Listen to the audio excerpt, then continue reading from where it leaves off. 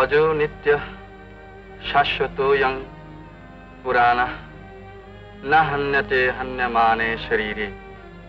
আত্মার পরমাত্মা এক, তাহলে তুমি আত্মার বহুত্ব স্বীকার করো না? আমি স্বীকার অস্বীকার করবার কে? শাস্ত্রই যেটা অস্বীকার করেছে। আমি নিখুঁতভাবে পুজো করবার চেষ্টা করি, কিন্তু পারি না।